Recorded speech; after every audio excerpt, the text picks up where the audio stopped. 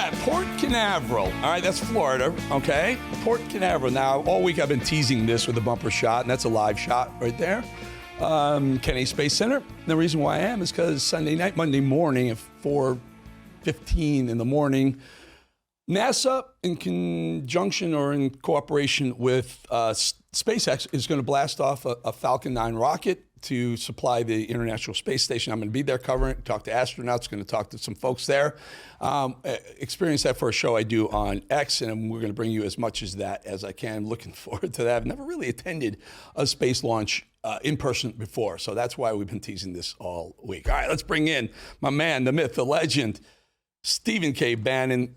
Bannon, I saw something. I saw a headline, and we had to look at it, and I said, we got to talk to Steve about this. Let's pull up that first full screen, if you don't mind. That's from a Mediaite article. Karl Rove warns that Americans are already exhausted by Trump and his thirst for revenge. Quoting Karl Rove, this will end badly for him, meaning Trump. Pull up the next one. It refers us back to a Wall Street Journal article, of course.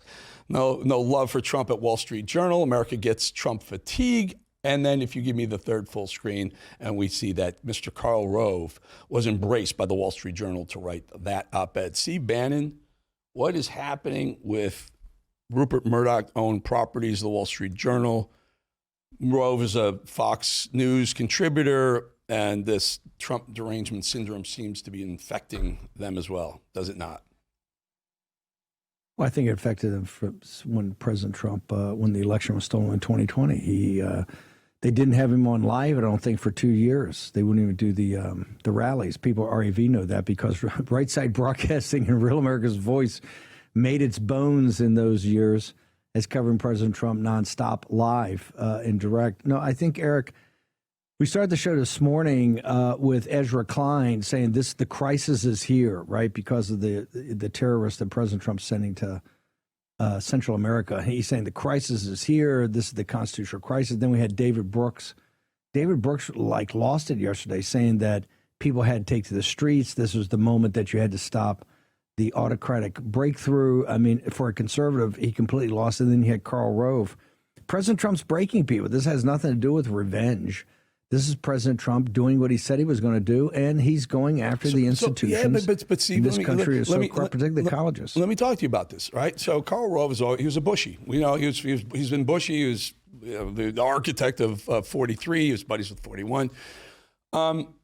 This time around, Fox wasn't. They kind of embraced DeSantis early, and then they finally got on board when they realized Trump was going to win. And then here's my question. Trump picked something like 19 people from Fox to populate his administration. Do you like this idea? Are you all right with it? You good with that? Well, I think the people from Fox are people like you. I think the people from Fox that once unfettered from Fox, you're natural MAGA. I mean, you've been with the president for a long time, and your beliefs have been kind of MAGA beliefs that were a little bit suppressed over there. So I don't really have a problem with picking so many Fox people. I know most of these people, or all of them, and they're good folks. And you see, I think they're doing really good, solid jobs. I think it's the ownership apparatus, as you know, and also at other channels. I mean, but I agree. Real America's Great Voice. people, great folks, right, Steve? But I'm going to tell you, I'm going to do this right here, and the world's going to go crazy. They won't come on. These people have been told, and I'm not going to say who they are. Cabinet secretaries have told me personally, we're told only to go on Fox, and that rubs me the wrong way. Steve, you and I have been there. T minus T plus before Trump even launched. We've been there. And I just don't get it. And for Fox, they've been on board, and they've been. I have not a different perspective. Go. No, I have a different perspective on this. I don't think you need, if we needed cabinet guys on here, we get it. I think we actually have a lot more freedom to get the message out if you don't have cabinet, because they're restricted on what they say. They have to come and do the talking points. I think we can add context.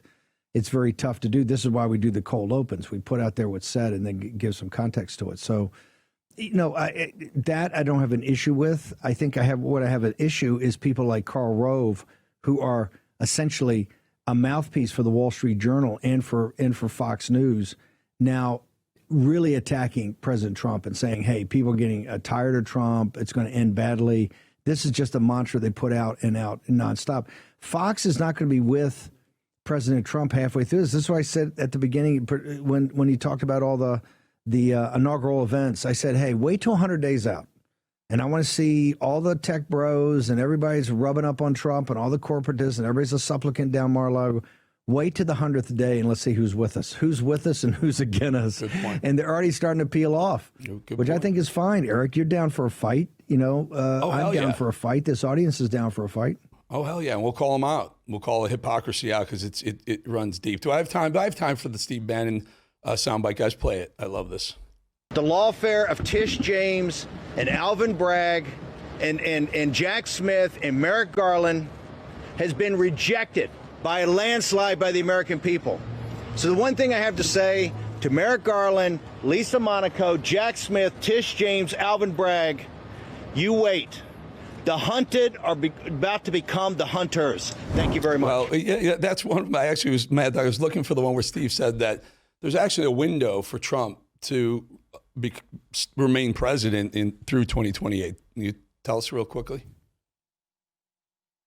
The window, what do you mean to 2028? J.D. Vance. J.D. Vance. On the afternoon of the 20th of January, 2029, he's going to be president. I think that we'll lay out our plans closer to the midterms, or maybe right after the midterms, the more traditional starting gun. But President Trump's not going anywhere. This is what Karl Rove, you may think it's going to end badly. We think it's majestic. We think it's magnificent, and it's going to roll on. So if we broke Karl Rove, David Brooks, and Ezra Klein all within the first, I think, 80 days, President Trump's doing something right, don't you think, Eric I think Bolling? he's doing everything right, and I'm actually encouraged to see Karl Rove say stupid crap like that, because I know Karl Rove has been a dinosaur or a rhino for the better part of the last 8 years. Oh man, Steve. Bolling, I love these handoffs. You get the best material. I love you, brother. Have a great weekend. Have a Thank you, man. Beautiful Easter Sunday. Talk to you Monday, Steve. Thank you, sir.